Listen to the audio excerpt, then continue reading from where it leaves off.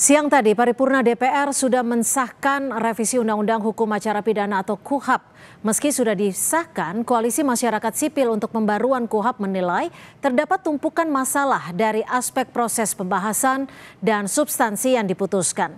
Kita akan bahas bersama Komisi 3 DPR RI dari fraksi PKS Nasir Jamil dan Ketua PBHI Julius Ibrani. Selamat petang Bang Nasir, Bang Julius, terima kasih sudah berbagi waktu di Kompas Petang.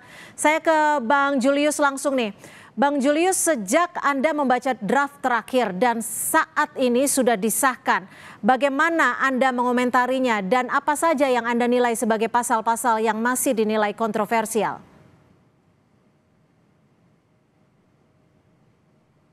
Mohon maaf, audionya masih tertutup, Bang Julius.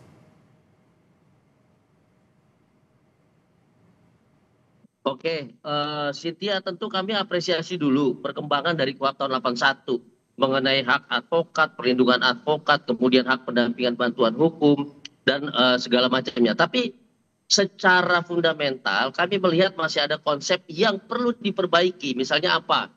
Jadi dalam tahapan penyelidikan, ketika penyelidik diberi kewenangan untuk upaya paksa seperti penangkapan, penahanan, dan yang lain, padahal penyelidikan ini masih mencari tahu apakah sebuah peristiwa ini peristiwa pidana atau bukan, baru kemudian dinaikkan tahap penyidikan kalau dia tindak pidana. Nah, ini bisa membuka ruang banyak celah. Itu yang dimaksud teman-teman. Tadi kita nggak tahu peristiwanya apa, kita nggak tahu tuduhan kejahatannya apa, kemudian kita bisa ditangkap, bisa digeledah, disita karena tahapannya penyelidikan. Nah, ini konsep dasar gitu.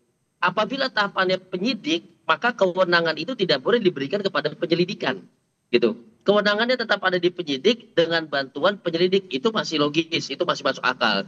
Yang pertama.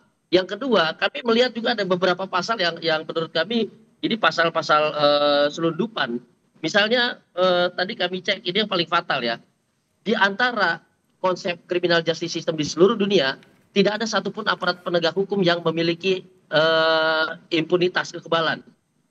Polisi tidak kebal, jaksa tidak kebal, tetapi kemudian kami mendapatkan pasal baru di sini yang diselundupkan, misalnya pasal 101 dengan pasal 98, bahwa kalau mau nangkep hakim, kalau mau nahan hakim itu harus izin Ketua Mahkamah Agung. Ini nggak pernah dibahas. Jadi nggak ada juga di dalam RUU kemarin. Tiba-tiba hari ini dia muncul. Nah, hal-hal yang seperti ini menurut kami itu kemudian mencederai, Bang Nasir, mencederai partisipasi yang kemarin kita sudah bolak-balik. Saya memberikan pandangan di RDPU dengan Komisi 3 dan kemudian ada beberapa yang dihapus. Misalnya tidak ada lagi istilah penyidik utama, ya penyidik adalah penyidik Polri, PPNS dan segala macam. Lalu mendorong koordinasi berdasarkan Makeh Jakpol 2010 ketika itu dengan Kementerian Hukum dan HAM, koordinasi antara penyidik, penuntut dan segala macam. Nah, ini kan kita lihat jelas pertentangan dengan diskusi soal criminal justice. Oke, jadi artinya yang mengedepankan judicial scrutiny gitu loh. Jadi siapapun aparat yang memiliki kewenangan itu harus ada pengawasan dan konsepnya tidak boleh sekedar izin pengadilan, Cynthia. Izin pengadilan itu antara penyidik dengan penuntut dengan pengadilan. Sementara orang yang berhadapan dengan hukum yang hak asasinya, yang kemerdekaannya direnggut karena proses hukum, itu tidak punya challenge selain dia pra-peradilan. Oke, baik. Kami artinya sudah dapat menyimpulkan dari orang itu, gitu. Dari teman-teman PBHI juga masih merasa ada pasal-pasal yang dinilai tidak tepat, apalagi ada pasal-pasal yang dinilai sebelumnya tidak ada di draft, yakni pasal 101 dan juga pasal 98 dianggap sebagai pasal selundupan. Bagaimana Bang Nasir menjawabnya? Iya, pertama saya ucapkan terima kasih kepada Saudara Julius yang telah memberikan apresiasi terkait apa yang dilakukan oleh DPR dalam upaya untuk membentuk dan mengesahkan hukum acara pidana kita. Dan tadi pagi sudah disahkan dalam sidang paripurna DPR RI. Dan sebenarnya soal partisipasi, soal ketertutupan atau transparansi itu sebetulnya tidak seperti itu ya. Sejak awal kita membuka ruang kepada masyarakat, bahkan dalam kunjungan-kunjungan ke provinsi-provinsi selalu melibatkan perguruan tinggi. ya di dalamnya, meminta masukan ya. Kalau misalnya ke daerah-daerah selalu ada akademisi dari perguruan tinggi yang ada di provinsi itu untuk kami minta pendapatnya terkait dengan perubahan hukum acara pidana tersebut. Gitu juga dalam rapat-rapat panja yang ada di DPR selalu terbuka ya, selalu terbuka, tidak pernah tertutup, diliput oleh media, bahkan juga ada orang di balkon yang menyaksikan pembahasan di panja tersebut. Jadi soal transparansi ya, soal ketertutupan, saya pikir itu tidak benar adanya. Bahkan kami juga mendapatkan dukungan ya dari kumpulan-kumpulan advokat ya, akademisi agar segera mengesahkan hukum acara pidana ini yang sudah sangat lama ditunggu. Selama ini kita merujuk kepada tahun 1981, maksud saya sudah lebih kurang 44 tahun. Jadi apa yang disampaikan oleh Saudara Julius bahwa kemudian ada pro kontra, ya itu hal yang biasa bagi kami. Pihak yang mengkritik itu satu hal yang penting agar kami lebih berhati-hati ya dalam merumuskan norma-norma dalam hukum acara pidana tersebut. Adapun pasal-pasal yang tadi disampaikan itu kan berdasarkan pemikiran yang kami dapat dari narasumber yang diundang ke DPR. Jadi ini sebenarnya bukan pasal selundupan ya, bukan pasal selundupan. Jadi namanya panja itu bisa saja mengurangi ya, menambah ya. Jadi hal yang tidak ada bisa diadakan, hal yang ada bisa juga dikurangi. Jadi sekali lagi itu bukan pasal selundupan ya, karena itu tidak tepat disebut dengan pasal selundupan. Dan itu berangkat dari beberapa pendapat-pendapat yang disampaikan oleh narasumber yang diundang ke Komisi 3 dan juga dari kunjungan kami ke daerah-daerah.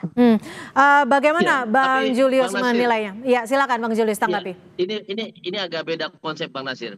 Betul bahwa ada undangan mengundang banyak pihak. YouTube itu kita pantengin Bang Nasir, kita plototin. Cuma dalam beberapa pasal seperti pasal yang tadi.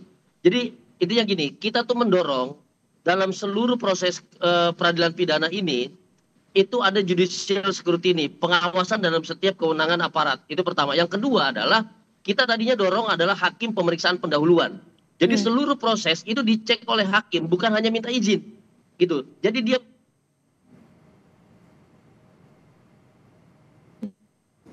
ya, tampaknya kami mengalami gangguan audio terhadap pembahasan ini kami nggak melihat. Ya, mohon maaf sempat terganggu audio Anda Bang Julius. Silakan dilanjutkan. Oke. Misalnya begini, tadi saya katakan kami pelototin diskusi dengan Mahkamah Agung dan segala macam. Itu nggak ada usulan impunitas ini, Bang Nasir. Gitu. Tiba-tiba pasal ini muncul dan disinilah kami berasumsi, wah loh kok jangan-jangan ada pasal yang lain yang tidak dibahas, kemudian dia muncul dan isinya bertentangan sekali dengan negara hukum, bertentangan sekali dengan asas kepastian hukum, dan nggak boleh ada satu orang pun yang kebal hukum di Indonesia ini.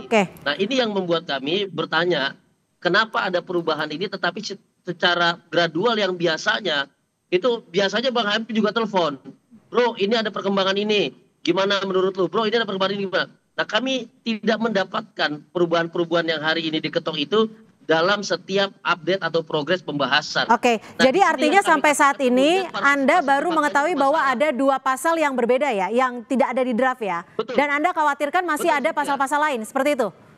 Betul sekali. Oke, Bang Nasir, selain 2 pasal itu ada tidak pasal-pasal lain yang sebelumnya tidak ada di draft? Sebenarnya tidak. Jadi sebenarnya tidak seperti itu ya. Jadi masyarakat bisa mengakses, bahkan setelah ini juga bisa mengakses memori pantulisting ya, rekaman-rekaman pembicaraan yang disampaikan oleh para anggota panja, narasumber ya, dari berbagai macam kalangan itu. Jadi bisa diakses di bagian risalah persidangan ya. Jadi tidak tertutup untuk masyarakat untuk mengetahui apakah yang disampaikan oleh Saudara Julius tadi itu benar atau tidak ya. Ya, jadi itu. Jadi pada prinsip prinsipnya soal hakim pemeriksaan pendahuluan, memang itu kita bicarakan, masing-masing fraksi membicarakan soal itu. Tapi kan ada apa namanya, ada keputusan ya, keputusan politik hukum terkait dengan hakim pemeriksa pendahuluan tersebut. Pada prinsipnya memang kita berusaha untuk memberikan perlindungan atas harkat dan martabat manusia, baik itu sebagai tersangka maupun terdakwa dalam hukum acara pidana kita, sehingga kemudian ada semacam perlindungan dari awal sampai akhir kepada mereka yang disangka dan didakwa oleh negara melalui aparat penegak hukum tersebut. Oke, Bang Julius, yang menjadi catatan dalam revisi dan juga sudah disahkannya KUHP ini adalah soal penyadapan, pembekuan tabungan ataupun rekening digital. Ada juga soal menyita gawai dan juga polisi dapat menangkap, menggeledah, menahan. Bagaimana PBHI melihat ini? Apa sebenarnya yang bahasa awamnya untuk masyarakat, mungkin apa sebenarnya yang bisa dirasakan langsung oleh masyarakat ketika KUHP ini sudah disahkan? Cynthia, gitu ya. Pertama adalah soal tadi tahapan untuk memberlakukan upaya paksa tadi, soal penyadapan, kemudian monitoring, pembekuan, pemblokiran dan segala macam. Itu bisa dilakukan oleh penyelidik, yang artinya tahapannya penyelidikan. Nah, penyelidikan ini bahkan belum tahu apakah ini tindak pidana atau bukan, karena masih tahapan penyelidikan. Nah, ini dimaknai secara sederhana oleh masyarakat. Jadi kita belum tahu peristiwanya apa, yang ditundukkan kepada kita apa, tapi negara melalui penyelidiknya dia bisa memblokir, dia bisa menangkap, dia bisa menahan dan segala macamnya. Dan konteks penyelidikan ini luas loh. Ada penyelidikan intelijen, ada penyelidikan apa, ini luas sekali. Nah, ini berpotensi bahaya bagi masyarakat apabila tidak diperdetil dan apabila tetap pada tahapan penyelidikan. Kalau tahapan penyidikan, itu pun masih ada catatan. Misalnya begini, tahap penyidikan berarti sudah tahu ini peristiwa pidana, mencari siapa tersangkanya, pelakunya siapa, alat bukti permulaan yang cukup sudah ada di situ. Sprindik sudah bisa diterbitkan di situ. Tetapi upaya paksanya, jangka waktunya, penyitaan berapa lama, penggeledahan bagaimana, mekanismenya masih izin, yang artinya sepihak oleh hakim, yang kita tahu hakim sampai detik ini masih banyak masalahnya. Nah, ini yang saya langsung ke Bang Nasir. Bagaimana Bang Nasir, jika memang penerapan nantinya pasal-pasal ini akan semengkhawatirkan itu, apa jaminannya dan bagaimana prinsip fair trial ini bisa tetap dirasakan oleh masyarakat? Yang pertama, penyelesaian KUHP dan KUHP itu bukan akhir ya.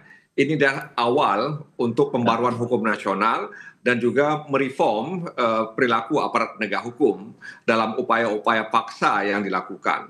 Nah, karena itu ketika ada upaya di tahap penyelidikan melakukan pemblokiran atau penyitaan dan sebagainya, tetap melibatkan hakim atau pengadilan. Ya, jadi tidak semena-mena juga mereka melakukan itu, kecuali mungkin dalam kondisi-kondisi tertentu, karena ada peristiwa-peristiwa hukum juga, ya, peristiwa-peristiwa hukum juga yang kemudian harus dilakukan tindakan-tindakan yang itu memang membutuhkan misalnya mendapatkan ini, mendapatkan itu, misalnya, ya, misalnya seperti ada kasus pembunuhan di mana saksi tidak ada.